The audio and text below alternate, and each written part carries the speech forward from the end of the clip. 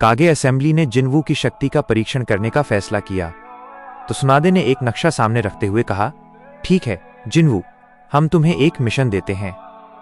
हमारे पास 5th division से एक रिपोर्ट आई है। वो डिवीजन ज़ेट्सू की एक बहुत बड़ी लहर से घिर गया है और वहां कई एडो तेंसेई ईडो तेंसेई द्वारा रिवाइव किए गए निंजा भी हैं जो बहुत शक्तिशाली हैं। रायकागे ए ने कहा, यह जगह मेन फ्रंट लाइन से अलग है। अगर तुम अकेले ज़ेट्सू और एडो तेंसेई दोनों को नष्ट करके सुरक्षित वापस आते हो तो हम तुम्हें सहयोगी मानेंगे। जिनवू ने नक्शे पर एक नजर डाली।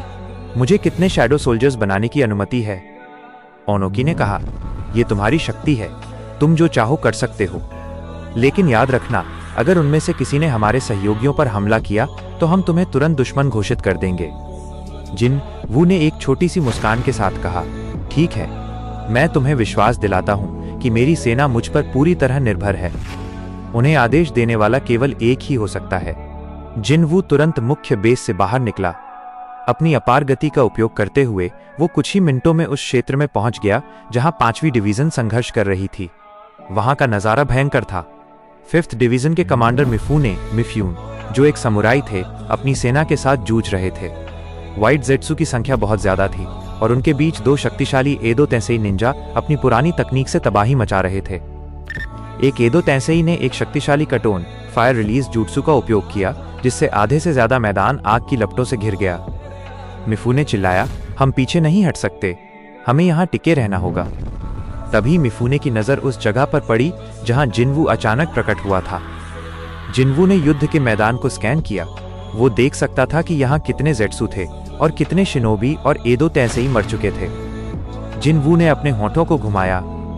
यह पर्याप्त नहीं था।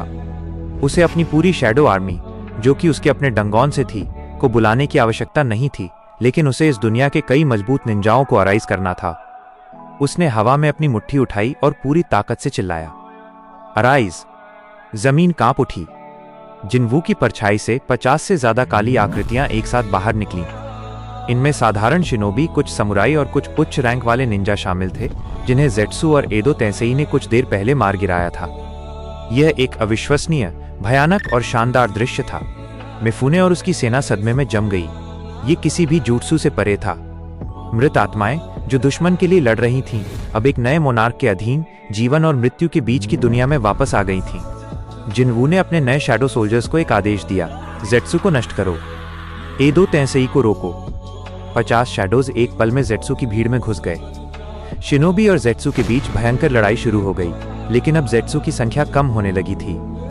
जिनवू ने खुद को उन 2 शक्तिशाली एडो तेंसेई के सामने पाया। एक एडो तेंसेई, जो एक पुराने कुख्यात निंजा लग रहा था, ने जिनवू पर फूटन विंड रिलीज का हमला किया। जिनवू ने केवल अपना हाथ उठाया, उसकी मुट्ठी के चारों ओर शक्तिशाली माना ऊर्जा जमा हुई। Monarchs disease, monarchs sickness.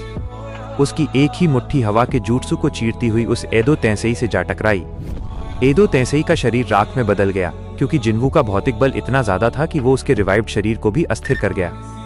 दूसरा एडो तेंसेई डर के मारे भागने की कोशिश करता है, लेकिन जिनवू ने अपनी चेन ऑफ ग्रीड स्किल का उपयोग किया। एक शक्तिशाली जहरीली चेन उस एडो तेंसेई के शरीर में जा घुसी और उसे खींचकर जिनवू के पास ले आई। जिनवू ने उस एडो तेंसेई के सील होने से पहले उसके ऊपर भी अराइज का उपयोग किया, लेकिन इस बार परछाई केवल एलीट रैंक की निकली। जिनवू ने मिफूने की ओर देखा। युद्ध खत्म हो गया है। मिफूने, जो अब तक सन्नाटे में था, नीचे झुक गया। हम आभारी हैं सहयोगी, आपकी शक्ति अविश्वसनीय है। जिनवू ने अपनी 52 शैडोज की सेना के साथ युद्ध के मैदान को छोड़कर कागे असेंबली की ओर वापसी की। अब कोई शक नहीं था, वो एलाइट फोर्सेस का सबसे शक्तिशाली और सबसे रहस्यमय नया सहयोगी था। एपिसोड 4 समाप्त।